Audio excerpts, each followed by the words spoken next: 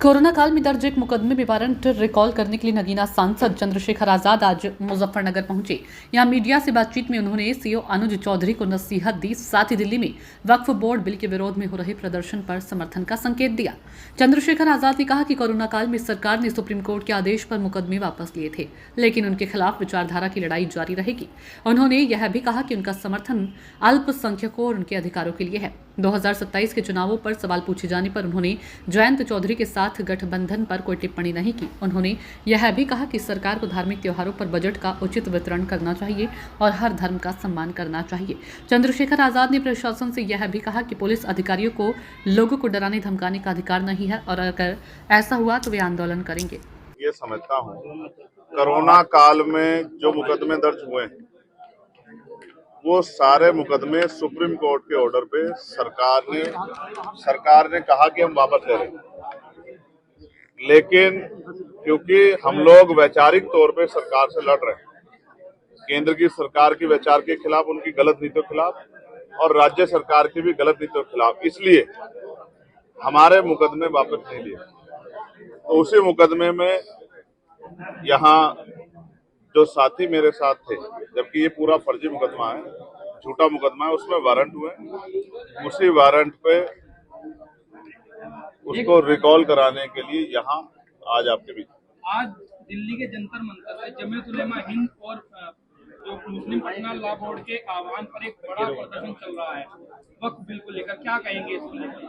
अगर मैं यहाँ आज मेरी तारीख ना होती तो अभी उनके बीच में होता। जब यहाँ से जाऊंगा तो उनके धरने में शामिल होकर अपनी सहमति और अपना समर्थन उनको दूंगा, क्योंकि जिसके हक पर डाका पड़ेगा वो अपनी लड़ाई लड़ने का काम करेगा। और जिस तरह से अल्पसंख्यकों के हितों के पे हमले हो रहे हैं, जैनों के, सिखों के, बौद्धिस्टों के, ईसाइयों के, मुसलमानों के, ऐसे समय में उनकी नजर है कि कौन उनके साथ खड़ा होता है और हम हर कमजोर के साथ, जिसको परेशान किया जा रहा है सरकार द्वारा, उसके साथ खड़े हैं। सीओ अनुज चौधरी के बयान पर आपने कहा था कि पश्चिम उत्तर प्रदेश में वो एक अलग अपना प्रतिनिधि बनाना चाहती है, बीजेपी की चाल है। मैं आज स्पष्ट कर रहा हूं, अनुज हमारे क्षेत्र के नहीं। मैं उनको भी कहना चाहता हूं कि वो किसी सरकार की राजनीतिक साजिश के शिकार ना हो जाए। वो किसान परिवार से आते हैं। जिस दिन सरकार का मतलब निकल जाएगा, वो दूध में से मक्खी की तरह निकाल के उनको फेंकेंगे और वो जनता की नजरों में वो पार्टी बन जाएंगे और दूसरी सरकारें जब बदलेंगी तो वो सरकार तो बदल जाएगी। तो नेता जिनके उनसे इस तरह के बयान या इनके बयान को जो इस तरह से जो है बढ़ावा दे रहे हैं, वो तो हट जाएंगे कुर्सी से, दूसरे आ जाएंगे। तो वो उनके खिलाफ कोई इस तरह की कार्रवाई ना करें, इसलिए क्योंकि उनके पिता ने भी चिंता जाहिर की है कि उनको कोई नुकसान हो सकता है।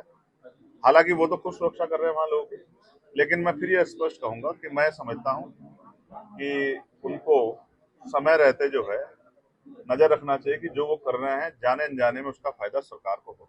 आपने सदन में कहा है कि ईद को लेकर के सरकार और धर्म के आयोजनों के लिए पैसा खर्च करती है। ईद आ रही है, हम देखेंगे कितना खर्च करती है। बहुत अच्छी बात, बहुत अच्छा सवाल आपने रखा।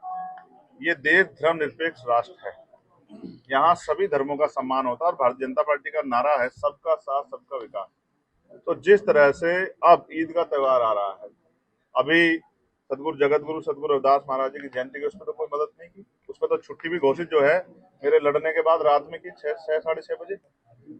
तो उस पर तो कोई मदद, उस तरह कोई सहयोग जो है उसको बढ़ावा देने के लिए नहीं किया। तो मैंने मांग की है कि ईद पे हम देखेंगे कि सरकार जो है इतने बड़े समाज के धार्मिक आस्था के पर्व पे क्या जो है बजट देगी। उसके बाद क्रिश्चियंस के त्यौहार आएंगे, जैन समाज के त्यौहार आएंगे, सिख समाज के त्यौहार आएंगे।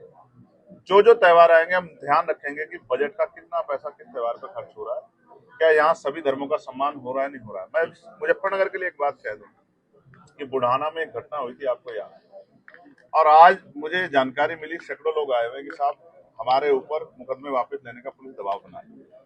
मैं पुलिस के अधिकारियों को कहूंगा कि ये व्यवहार उनका अच्छा नहीं। अगर वो इस तरह से लोगों को डराने का काम करेंगे तो फिर उनके खिलाफ भी एक बड़ा आंदोलन हम लोगों को जो है करना पड़ेगा, क्योंकि किसी को भी डराने का, धमकाने का, जोर जबरदस्ती करने का अधिकार संविधान किसी को नहीं है। राम जी के जन्म दिवस पर बहन जी ने मांग की जाति जनगणना हो, नहीं होनी चाहिए जाति का जनगणना। और मैं तो मान्य और काशीराम साहब को भारत रत्न दिया जाए, क्योंकि वो रहबरों के सबसे बड़े नेताओं में से एक है। ऐसी मैं जो है मांग करता हूँ आज के दिन। आपको लगता है कि सरकार देगी? जैसे नहीं देगी तो जब हमारे आ जाएगी हम देंगे। औरंगजेब की खबर को लेकर बड़ा मुद्दा बनाया जा रहा है इस वक्त। ये कहाँ पर है? महाराष्ट्र में तो आप तो यहाँ उत्तर प्रदेश की न्यूज कवर कर रहे हो। अब जब महाराष्ट्र जाऊंगा तो उनका जवाब दे। चंद्रशेखर जी, गन्ने पर इस बार मूल्य नहीं बढ़ा, लेकिन और मैंने अभी आपके पार्लियामेंट में उठाया, आपको पता है नहीं पता है? मैंने बिजली का बिल माफ किया जाए, खाद जो है उस पे जो है सब्सिडी और बढ़ाई जाए, यूरिया में के उसमें जो यूरिया का वितरण है उसमें पारदर्शिता हो, सबको मिले, और गन्ने के मूल्य में वृद्धि और 14 दिन के अंदर मिले, और किसानों को जो है जो 6,000 रुपए सम्मान निधि मिलती है उसको बढ़ा के 24,000 रुपए की, ये मैंने मांग उठाई है पार्लियामेंट। आखिरी सवाल है, किस तरह की तैयारी चल रही है? तो ये अभी जिला पंचायत देख लेना, उससे आपको पता लग जाएगा। आखिरी सवाल है, बीजेपी के एक विधायक ने कहा है कि मुसलमानों के लिए इलाज के लिए अलग बोर्ड बना दो। जयंत चौधरी ने उसका विरोध करते कहा है कि मोहतरमा इलाज की जरूरत है। अब आप देख लो, जो लोग सरकार में शामिल हैं वो भी गलत चीजों को स्वीकार नहीं कर रहे हैं। तो मेरे जैसा संविधान को मानने वाला व्यक्ति तो यही कहेगा कि ये सरकार में बैठे लोग जिस तरह का प्रयोग कर रहे हैं, मुख्यमंत्री को संज्ञान लेना चाहिए कि उनकी सरकार, उनकी प्रदेश की सरकार प्रदेश को किस ओर ले जाना चाहती है। ऐसे सारे अधिकार सारे हत्या कर दी गई है, उसके बारे में आपको क्या लगता है? और अगर आपको याद हो, उस पत्रकार की मांग उसकी आवाज मैंने पार्लियामेंट में भी और एक्स के माध्यम से भी उठाई, और मैं आपके माध्यम से कह रहा हूँ कि सरकार को पत्रकारों की सुरक्षा सुनिश्चित करनी चाहिए, और उनको भी, वकीलों को भी और इनको भी जो है कानून बना के इसका लाभ देना चाहिए कि वो जिस धर्म को निभा रहे हैं बाद में उनके रिटायरमेंट के बाद उनका ख्याल रखें। जयंत चौधरी को जाएंगे 27 के विधानसभा चुनाव में आपके साथ? जब जैन जी इस पे बात करेंगे तब आपको बताऊंगा। धन्यवाद।